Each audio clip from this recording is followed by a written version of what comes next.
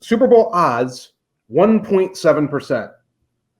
All right, something. So you're saying there's a chance? You're saying there's a 2%, not a zero, 2% chance. Things happen all the time in the world. It's a higher chance than the Jets have, and the guys on NFL Network were talking about, maybe the Jets will have double-digit wins this year. Like they're like seriously talking about that. The Eagles have a better chance than that, certainly better chance than the Jaguars, certainly.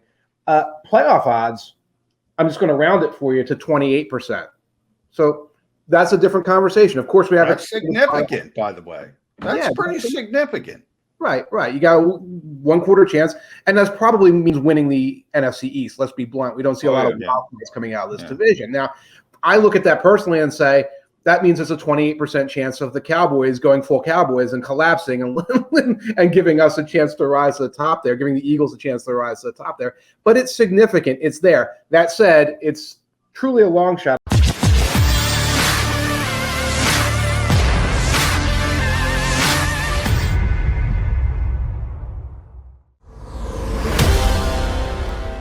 Birds 365 Tuesday, yes, training camp week show. We've got 1 week until the camps open, specifically here in Philadelphia. A couple NFL ones will open up prior to that. Teams playing in the Hall of Fame game, but the NFL is right around the corner, and we're here to break things down in the National Football League with an Eagles slant to it.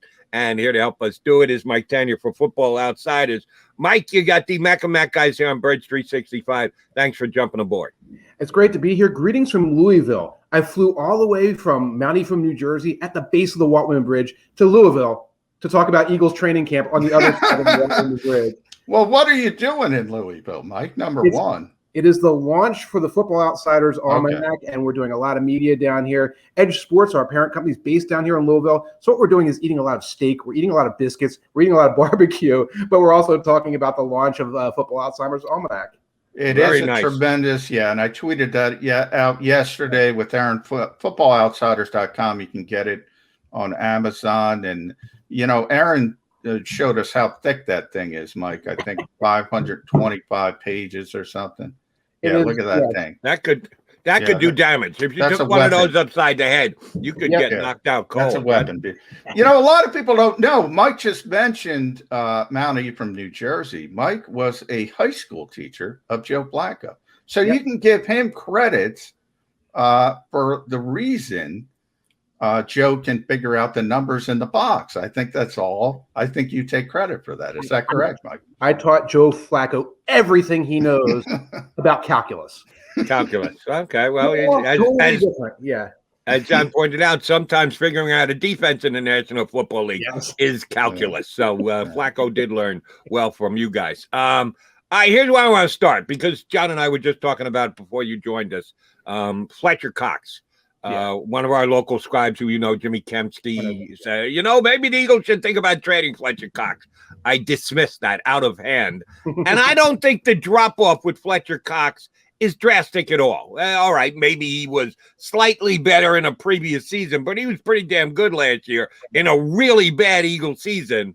Give me the Football Outsider crunching number look at Fletcher Cox as he goes into his age 30 season. Still playing at a very high level, still a significant player. And I think Jimmy would agree with that.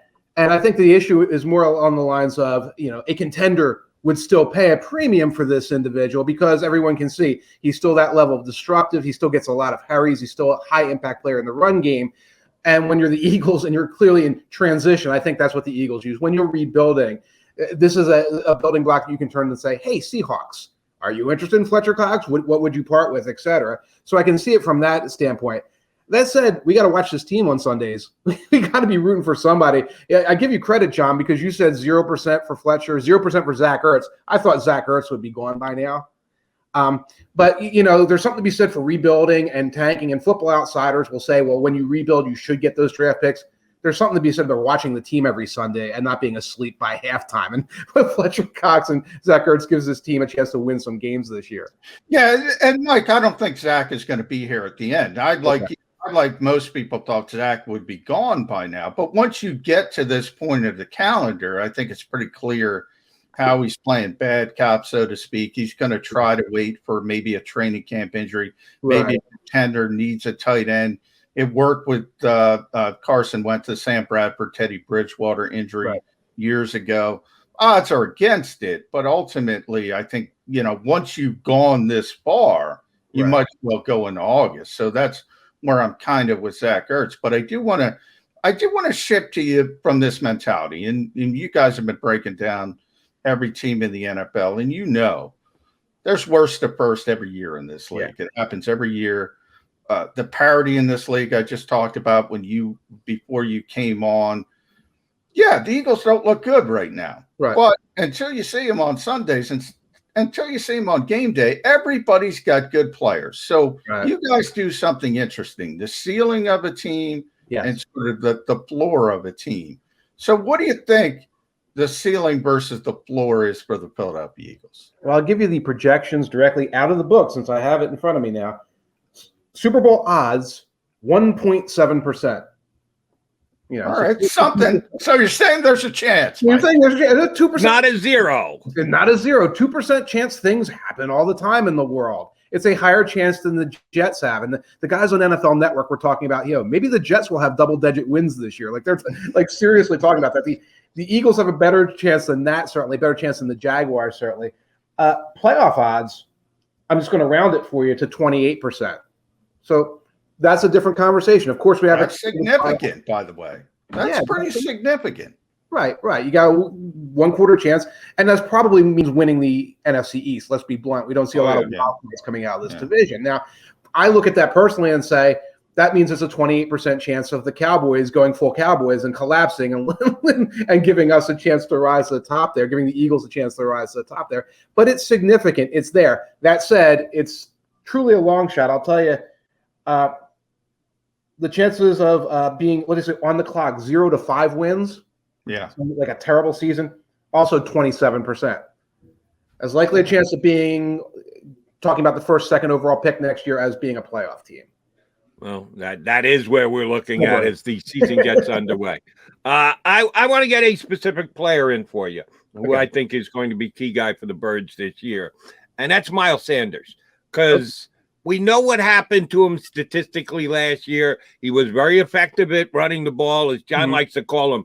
He's a home run hitter. Yes. He's a power guy. It's when he makes plays, they can be big plays, walk-off type plays, but just average grinding it out day in, down in, down out. Not as good as some of the other backs in the league. Right. And last year we saw a drop-off in his pass-catching numbers. Right. You would think year 2 gets more used to doing it, the speed of the NFL.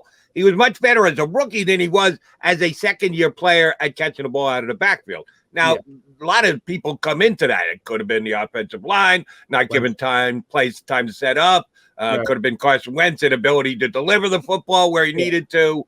When you crunched all your numbers, why did Miles Sanders have as drastic a drop-off in the pass game for the Eagles as he did last year? I think a lot of it was Wentz's reluctance to throw those short passes. I mean, you saw that, especially as it went on closer and closer to him getting benched. It's launch it downfield. I mean, guys who do X's and O's will show examples of, well, here's the flat pass, and this would have been available for a 7-8 yard game, but Carson didn't like that and went elsewhere. So, what happens next? I mean, we have a pretty good, solid projection for Sanders, and Football Outsiders likes the home run back better than the grinder, because the grinder loses like 1/10 of a step, and they're a guy doing 2.8 yards a carry. They're Michael Haddocks, who go way back, and like they're done. They're out before Anthony Toney. Whereas the home run hitter usually has more to give and can be more of a playmaker. So we expect that. Also, we love that the rookie that they got out of Memphis, and here's a guy who can come in and play that role as well. What we don't know is, will Hurts like that?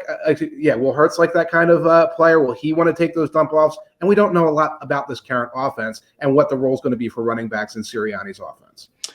You bring up a good point with you don't know a lot about this offense. None of us do, Mike. We don't know what Nick Sirianni's going to do. We can speculate based on Frank Reich. Same thing with Jonathan Gannon on the defensive side of the ball. We can look at Mike Zimmer and Matt Eberflus and say, well, he's probably going to do this. Yeah, but we don't know. And certain guys, when they get in that position, they want to bring their own twist to things. So how difficult is it to evaluate teams with first-year head coaches rookie head coaches in the case of Nick Sirianni versus, guys who are entrenched and and you're very comfortable with. We generally just sort of have like a default setting we put in for a rookie coach. Not a returning coach, because then you can put things in. Oh, this is his second stop, Mike McCarthy or somebody like that. And what we usually anticipate is that there's a lot of time there is a boom at the beginning of the season, and then later in the season you can almost it wears off. Like, so that's like, oh, he has the element of surprise. Other team couldn't prepare for it. Rah rah, zis boom bah. The kids go running out for the new coach. If he's not, Matt Patricia, and he didn't tick them off on the first day of training camp. So you anticipate that and you put it down, and then you get something that you can put a track record in after that. So that's the same thing we did with Judge last year for the Giants, and I think actually the Giants were kind of all over the place last year. But that generally tends to be the case. Like, there's some surprises, but then it wears off. And that's not what you do with a Ron Rivera or a McCarthy, because you can plug in some kind of track record of success and go on from there. One of the things I'm interested in that you guys put out, and I just want to know how you went about doing it. We're going to a 17-game season in the NFL, listening to both the NFL Network, ESPN, anyone's got broadcast. The biggest season in the history of the National Football League. Well, because they added one more game. Right. Technically, they're right, but I'll judge how big a season it is after it gets going. Thank you very much. But we know they're adding another game. You guys speculate on numbers and what you think is going to happen and what player is going to accrue as far as stats go. Do you just add 6%? Because 117 is about a 6%, I'm rounding off here, addition. But it's also that much more wear and tear on the players, and it may be handled differently by different teams. I'm not suggesting like the NBA where guys just take off because you want to save their bodies for the entire year. It is one more game. How did you guys deal with that statistically as you were prepping to put out numbers for the year, that the fact that they're going from 16 games to 17 games this season? There's an injury variable that we'll put in for everybody, and it's kind of like green, yellow, red. So if somebody who has like a great health record, green, we kind of factor in maybe they'll be injured for X% of snaps. Somebody who's hurt all the time, then it's like a red, and it's like this person might only be available for half the season, and you base it off of that. So there's kind of like we're just adding 6%, but that's also working in the background. And the other thing is everything at Football Outsiders is opponent adjusted. So it's not just 6%, it's an extra game against this team. If this team's the Pittsburgh Steelers, we might be adding a lot of passing yards, rushing yards, because they're going to be facing a great defense. If that team's the Jets, it might get higher. So we're seeing some interesting things right now. Passing records, I think Patrick Mahomes' estimation is something like 5,300, 5,400 yards. That sounds like a really big number, except that he's had huge numbers like that before. You just put another game of 350 yards on there, and that's what you get. We're getting numbers like that for Prescott, too, frankly, who's going to be throwing the ball all over creation. So we're seeing things like that, but we're doing our best. We always have to bake in the probability. It's not everybody's 16 games, 17 games all in. It's some of these guys are going to be unavailable, even down to like a great quarterback might not be there for the fourth quarter of a game when they're up 48-3. Even things like that, we kind of try to plug that into the variables. You mentioned Dak Prescott. Aaron mentioned him yesterday, so obviously this is not going to make Eagles fans happy, Mike, but Football Outsiders is very high on Dak Prescott. You look at that offensive line, they're getting healthy, they're getting back, similar to the Eagles. A lot of veteran talent there, and the receivers on paper are just ridiculous. So, I mean, he was passing for historic numbers before he got hurt last season. I think people forget about that. But they weren't winning games, Mike. No. They weren't winning games because the defense was so bad. Why is the Dallas Cowboys – now, Dan Quinn is there, we know. So there'll be a little bit of shift on the defensive side of the ball. Why do you guys think Dallas is ahead of Washington, the Giants, and the Eagles? Well, Dan Quinn is a big deal, especially if you look at the first half of last year. It looks like guys didn't even know where to line up, and you saw the dudes just completely out of position. Looked like some of the guys might have quit a little bit on Nolan, who can be a little bit of a pill. So you had that going on. They haven't made a lot of changes on defense. I know they added the young man from Penn State at linebacker. I think Parsons. I think he's Micah Parsons. Impact. The thing is, that's a team that's going to win a lot of games by scores like 34-28, 31-27, 42 to whatever. That defense just has to be kind of okay. They have to be like not self-destructive. Okay, because the reason why they early in the season that was self-destructive, and then Dak was gone, and they were down to Ben DiNucci and things like that. So, yeah, if you're looking at I know Eagles fans are like, well, Dak's overrated. Dak's overrated. Okay, maybe he's probably going to be very, very good. You have to get past that. If you're looking for the Cowboys to collapse, you better hope it's McCarthy's doing something dumb, Jerry's doing something dumb, Quinn isn't all that, and the defense isn't all that. Because what you want to do is outscore that team because they're going to get their points. Mike, I want to ask you about timing. Timing is everything in life. Somebody once said that. They were probably pretty smart. And it certainly is for you guys at Football Outsiders. Because you have to put the book out at some point. You got it coming out this week. You've been compiling it all during the offseason. And you have a couple very fluid situations in the National Football League, like the Houston Texans, like the Green Bay Packers. So in your projections, you're drawing a conclusion about who's going to be the quarterback of that football team. Is it the guy who was there, or is it going to be someone else because they're going to be elsewhere? Right. How much arguing goes on? Hey, we can't put it out till this week. Let's wait 2 more days. Maybe we'll know if Aaron Rodgers is going to be traded. How much did you guys have to go through that process before you said, it's going to the printers, this is it, boys. Give us your final location of these important QBs. Oh, it's a hard stop. What happens is we have the arguments beforehand of how we're going to project and how we're going to write. Because there's a deadline where it's like, if we don't put it out, we're not going to sell the book. And we have bosses who are going to come down on us. Like the Julio Jones was very late in the game. Like that trade is like, you have to rewrite the Titans to a degree. I mean, and the Falcons a little bit, although they were a rebuilding team. But, what we did was, how are we going to approach the Aaron Rodgers situation? And Aaron Schatz kind of came down with project with Rodgers, and if he's gone, we all know it's football.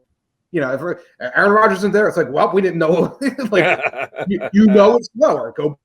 And we said, do the projections without Deshaun Watson, in part because there are so many variables to that, and in part because the Texans were fire sailing anyway. So it's like, we put a projection, I think, of like 5.5 wins or something like that for the Texans. And then, Deshaun is back and he has no legal troubles and they're excited. Okay, we'll go a little over that. So you try to base it on the logic of what the team is doing. And sometimes you have to make the best guess and realize, us and everybody else trying to do an annual. We're going to put it on. We're going to put it out there, and it might be obsolete in 2 days. But you do the best work you can on the information you have. All right, Mike, that's interesting. You bring up the Football Outsiders war room. You guys are arguing back and forth back. So did you have a Tom Donahoe moment where you just rolled your eyes at somebody and said, I don't think this team is this. You like this team? Or is everything just kind of boggled down in the Football Outside numbers and there isn't a lot of room? There's got to be some give and take, or am I wrong? There's a lot of give and take. Now, Aaron and I have been doing this together 17 years. So I don't know. It's like it would be like Parcells and Belichick. They're like, yeah, I know what you're thinking. I know what you're going to say. And we go back and forth. We've had examples sometimes of like a team that we project to win 12 games. And then a younger writer brings a chapter in and he's like ripping the team. And like, what is this? It's a 12-win projection. Come talk to us about it. But most of the time, Aaron is in charge of the projections. He puts them in, and then we debate them. And we sometimes debate them heavily. This year, the Giants, because we have a very low projection on the Giants. And I had to go back to him, and I'm like, are you sure? Their defense was good last year. It's the third youngest roster by our metrics, the third youngest roster in the league. What if these guys all – and we went back and forth on it. And when I wrote the chapter, it was like what I basically said, well, there's kind of like you said, there's a chance. There's a chance Dave Gettleman's right. And Danny Dimes is amazing, and they're going to throw the ball down the field. But the projection says this, and here's why. And that's how we go about it. So hopefully when we do it, it's collegial, and we create a situation we can talk about the scenarios in the book while saying these projections are the best projections you're going to get out of any annual that you're going to see in the NFL. Yeah, not a Danny Dimes guy, and I haven't been since the day that he was drafted. And I know he's had a couple of games where you've had wow moments, but they're few and far between. So although I think I like Judge, and there are certain aspects of the Giants I do like, the quarterback is not one of them, and I think that will keep them from winning the division this year. Anywho, let's stay in the division. Fitzpatrick, Fitzmagic, Fitztragic. It can be any of those three when you're talking about the Washington football team. Give us the Football Outsiders breakdown of how often he's going to be Ryan Fitzpatrick, which is middle of the road, or Ryan Fitzmagic, which is you can't believe the plays he's making and pulling out of his ear hole, and the Fitztragic aspect, which means 3 or 4 interceptions. He's shown them all over the course of his career. Who's going to be the dominant persona in this year's Washington football team season? We're going to see all of them from him this year, and our stats generally like Fitzmagic. I think one of the reasons why is because historically he's had his 2 or 3 magical games, and then halfway through his 5 interception game, he gets benched. Like right away. So you don't have like these 3 or 4 game runs of him being terrible because like, oh, screw this. We've got a rookie. Let's put the rookie and let's put Tua in now because we're not going to deal with this. Because the defense is so strong there in Washington. And because they've added some pieces on offense. They added Samuel at wide receiver. They've got some young running backs coming through. McLaurin is a great receiver who hasn't had a good quarterback yet. We project that team is going to be sort of in the playoff conversation. They are ahead of the Eagles in the projections, below the Cowboys there. That said, no one's saying Fitz is a long-term solution, but it's one of those situations. Denver's another one. Competent quarterbacking, or in Fitz's case, unbelievably great and then occasionally terrible quarterbacking, going to get them enough wins because they're going to be rushing the passer. They're going to get a lot of sacks. You know, they're going to win some games by 23-16 scores, and they're going to be a thorn in the side of a lot of teams this year. That's an interesting point Mike brings up. Usually when we see Fitztragic, that's it. He gets benched, and we don't get to see him potentially bounce back. I think that might be a little bit interesting, and that might be the reason I kind of lean towards the Washington football team in this division because of that defense. I love that defense, Mike. But I do want to talk about the quarter, and I do want to talk about Aaron Rodgers and Deshaun Watson for this reason. The most likely scenario is Aaron's in Green Bay. But as you said, if he's not, it's FUBAR, it's screwed up. Right. I want to look at it from the other perspective. And Deshaun's probably on the commissioner's exempt list. He's probably not playing. Right. But in the slight avenue that Aaron Rodgers is in Denver, or Deshaun Watson is in Denver, or Miami, or Philadelphia, or Carolina, or wherever. How do you guys talk about how drastically that would shift the landscape, and particularly the Eagles? Because where do the Eagles go if they have Deshaun Watson and a projection? Are they an immediate playoff contender or a team like that? I think with Deshaun Watson in the NFC East, they would vault up very, very quickly because you're putting a very proven high-level quarterback into the projections in a division where there's not a proven team. There's not a ceiling above them. I think most of the scenarios we talk about are Denver because Elway loves getting the quarterbacks. He could probably get Aaron Rodgers on the phone and bring him in there if he really chose to. Denver, with their really strong defense, with their really good offensive line, they would vault up to be a high-level playoff team. But they're also in a division with the Chiefs, and it's like, well, they'll go like neck and neck with the Chiefs, and that could possibly make them fall off. And the NFC is different. There's not as many teams like that. And bringing in a Watson or adding or subtracting a Rodgers could make that kind of move there. So there's so many ifs. If the Eagles were to get Watson, I don't think Rodgers would ever be on the table for the like him in the first press conference, he'd leave and never come back. But you put him in there, and if that happens, of course, guaranteed, Aaron runs the projections. I have a feeling we'd be talking about a very different scenario because it's just so different than saying here's a second-year guy with 5 starts. Here's a guy who's led teams to the playoffs. We know what he can do with these weapons. We know what he can do to an offense.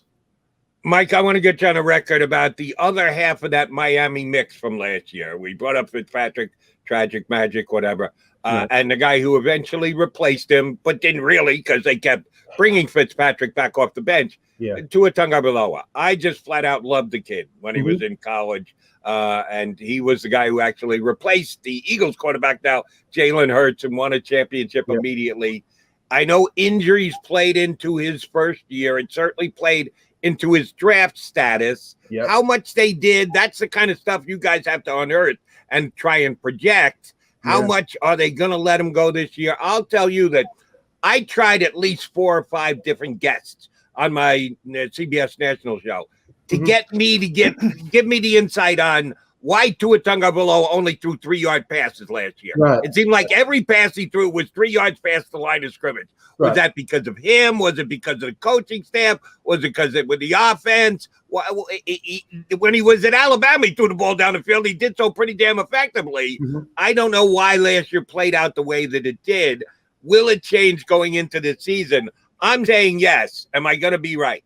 It has to change. And I think he made some remarks to the effect that he wasn't as comfortable in the offense as he could have been. And remember, this was a guy during the height of COVID on Zoom meetings like this, trying to learn an NFL playbook while rehabbing various injuries, etc. So he comes in there and he might not have been as ready. Of course, Justin Herbert was ready, but it's different situations, different guys along the way.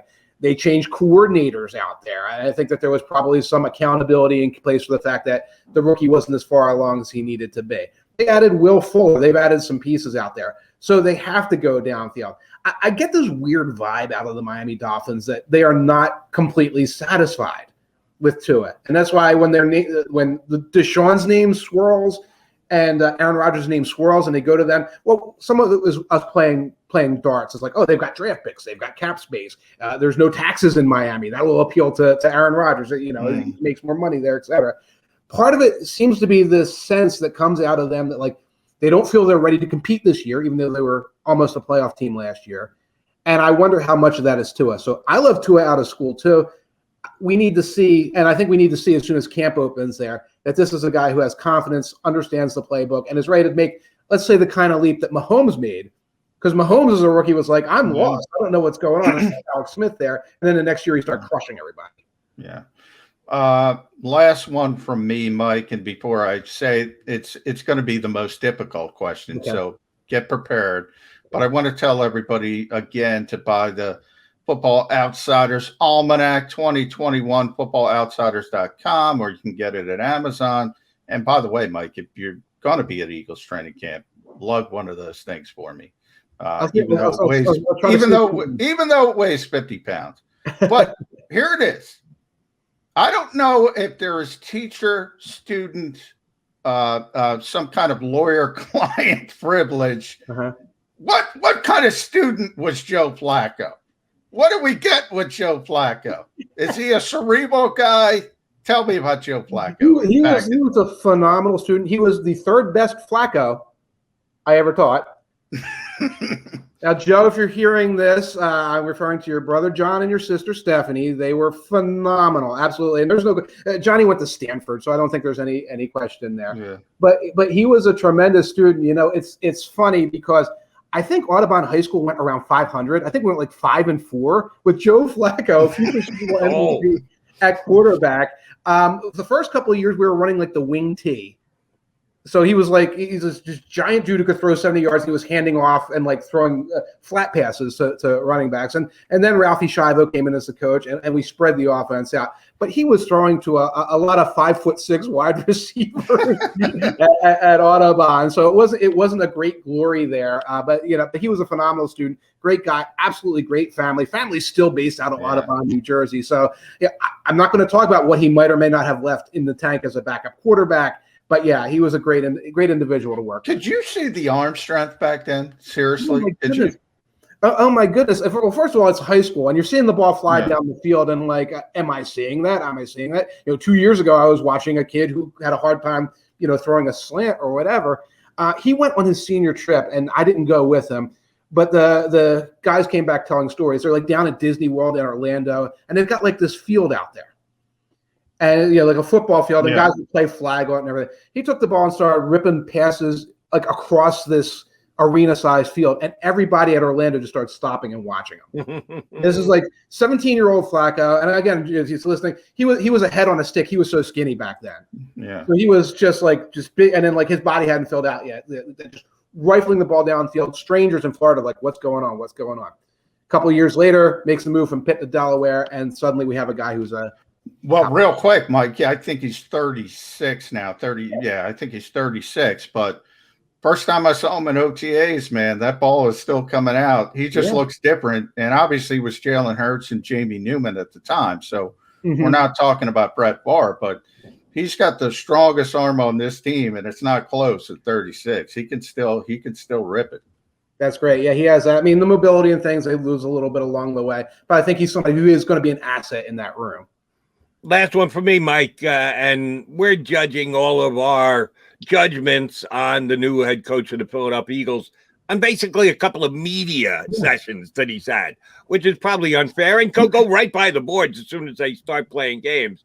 You guys have to try and interpret where he stopped previously in the National Football League. And is he going to change things from the teams he's on, or is he just going to adapt the things that he has? Where do you guys come from, which is a combination of both analytics and opinion? Where do you guys fall on how Nick Sirianni is going to compare? I want to ask you to compare to Bill Belichick. That's unfair. Yeah. But the other first-year coaches, guys who are getting their first shot in the NFL this year. Well, we have him above Urban Meyer, who's already in trouble with the union and bringing in Tebow and doing all of these things like that. So, and it's similar to that guy the Chargers picked up, Staley. Yeah, Brandon comes in, and it's like, well, what do we know best about this guy? Well, he was a defensive coordinator under Wade Phillips. He was trained by Wade Phillips, and he did go out and he coached one good year with the Rams and Aaron Donald, which I could say, go get him, Aaron Donald, and I think I'd be a good coach. So, like, we put him in there. And that's where we're at with Sirianni. It was like, well, Frank Reich gets very, very high grades. He's coming from he's coming into a system where there's a familiarity through, he's part of the Peterson tree, he's part of the Andy Reid tree, et cetera. We put him in on that place. So one thing we try to do, like from an opinion standpoint, it's like, I'd rather have this guy, obviously, than Meyer, than Dan Campbell talking about chewing people's kneecaps off and cannibalism and all that weird stuff, because that wears off after 3 or 4 games, et cetera. But then you have to reserve judgment. And that's kind of what we do at Football Outsiders. Like, unless you have a reason to come in and say, this is Adam Gase and it's going to be a disaster, you reserve judgment. You put in like regular first-year coach. And again, you sort of do that. It might be high at the beginning, low at the end when he gets figured out.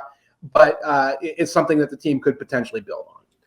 All right, Mike, one more time, if you got it handy, give us a peek at the Football Outsiders Almanac, all 500 and change pages of it. Damn, that is, if you hit someone with that, you're going to be arrested for assault with a deadly weapon. You could do damage with that thing, and you could do damage for your fantasy football season coming up this year. Make sure you grab their periodical before the season gets underway. Mike, thanks for hopping on. Continue to join the fine cuisine down there in Louisville. We'll get you back on with us soon enough. We'll do it. I'm going to put one of these in the Eagles media room, and John, you can get it before Jimmy steals it. Oh, and Kempsky will. Now it's on. That's tough, Mike. You're throwing it into the wolves, man. Little competition going on. Yeah. Mike, thanks for coming on with us. You got it. Take care, guys. John McMullen, Jody McDonald, your Mac and Mac guys here on Bridge 365. All right, one quickie before we go to break. Of the Eagles media, and you know who we're talking about, the guys that you're sharing grass time with, who's the quickest? Well, you got to go with the young guys. There's so many young guys now. So Jimmy would be in that conversation. Is he? Is he quick? Jimmy's got length. Brandon's got length. Brandon's got a lot of length. Brandon Lee Galton, who's about 6'9" for BLG's a monster, yes. Yeah, he's about 6'9". You got some of these young guys with, the Inquirers bringing in a young guy. Let's put it this way. It ain't me, Jody. Yeah. Not me. Not you, They got a lot of young guys in it. No more less. Less is gone. I'm in that category. I'm in the less and Damo category. Then you better get that Outsiders all. Yeah, I'm not getting it. You better get it delivered to the house, because Mike's, if it's a scramble in the media room, not happening for Johnny Mac. Yeah, that ain't happening. All right, but he's good to sit in and do Birds 365 with me, Jody McDonald, John McMullen. We'll come back. Got a good hour number 2 coming your way. If you missed any of today's show on the JAKIB Media channel, listen to the podcast on your way home. Available on YouTube, Apple, and Spotify.